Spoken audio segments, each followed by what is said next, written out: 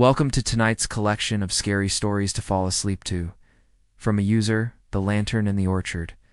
When I was a college student in rural Tennessee in the summer of 1998, I got a seasonal job at a remote apple orchard. It was very isolated, and also because I knew neither of the other workers ate those types of apples, and they were always careful to keep the fruit they picked off the ground. That was all normal. But this was new, and it kind of creeped me out. As I stepped into the tunnel, I noticed how still the air was. I started running, hoping to find the end of the row of trees, but I had no luck. I was being stalked. Then I remembered what Carl said about the orchard, and hope surged through me. I pushed through the trees faster, my heart pounding in my chest. Suddenly, I burst out onto a gravel road, and ahead of me was the driveway leading to the cabin. But I can tell you that I haven't seen anything like that in a long time. Well, except maybe a month ago. Sometimes I dream about it. In my dreams, I'm always running. This was just one of many scary stories to fall asleep to. And please consider liking and sharing if you enjoyed the episode. We'll leave a link to our support page in the description. All the way down there. If you have a scary story to share, use the link in the pinned comment below. Until next time, sweet dreams. I was reading through old newspaper articles online and came across one.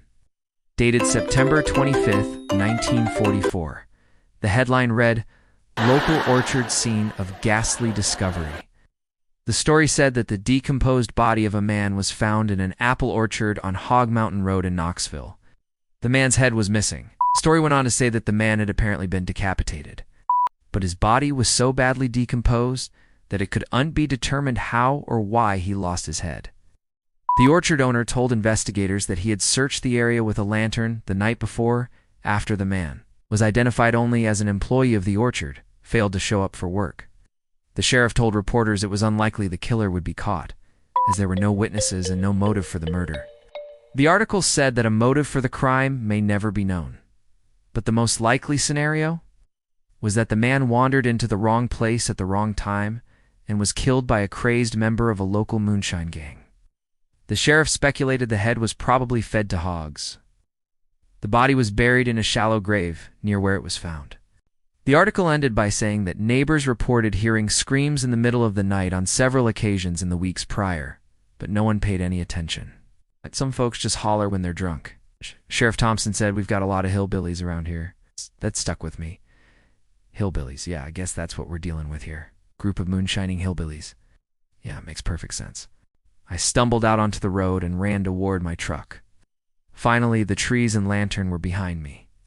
I fumbled with my keys, unlocking the door and sliding inside. Locked the doors and rolled up the windows, leaning against the seat. Maybe if I made it back to the cabin, I'd be safe.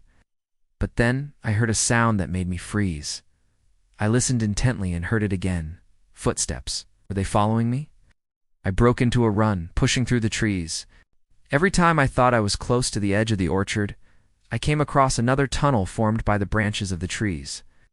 I tried walking over the trees, but they were too far apart, and I couldn't jump the gaps.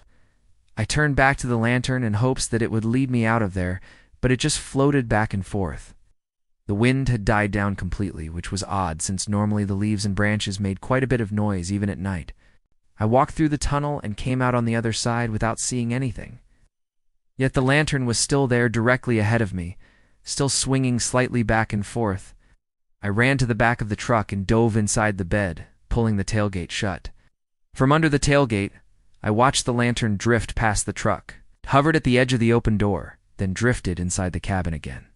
After a few moments, it faded from view. I waited until sunrise, and then called my boss to tell him I quit. I haven't been back to that orchard in more than 20 years, but sometimes I wonder if that thing is still out there waiting for new prey. There were 2 other workers who lived in cabins on site, and our boss, Carl, would come by every couple days to check up on us and make sure we were doing our jobs. Carl had a strange warning about the orchard. He told me on my first day that I was not to go into the orchard after sunset under any circumstances. If I needed to get something out of the barn or the shed, I should do it during daylight hours, so he could be there when I did it. He wouldn't tell me why I couldn't go in there alone after dark. He kept insisting it was dangerous. Just assumed it was some sort of local superstition, so I didn't think much about it. For the first few nights, everything was fine. I would work until about 6 p.m. and then head back to the cabin to chill out and play video games until bedtime. However, one evening around midnight, I heard some commotion outside my cabin. Curiosity got the best of me. So I grabbed my flashlight and headed out into the orchard. The night was pitch black and not even a leaf was stirring. I walked down the center aisle and stopped as I saw something strange. Between the trees ahead of me, there was the faint glow of a lantern.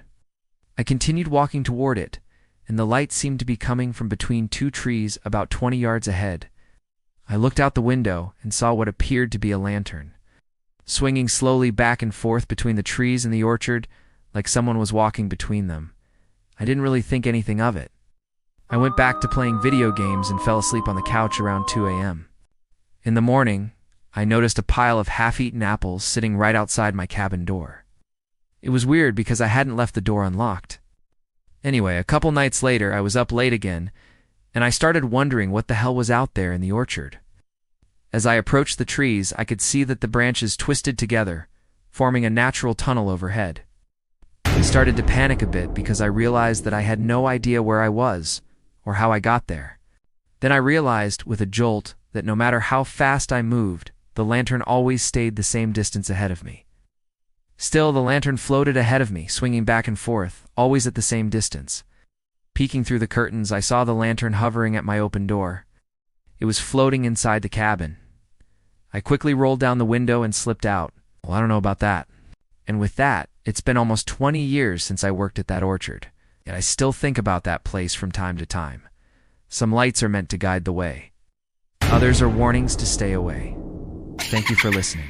I'm your host. Subscribe for more terrifying tales.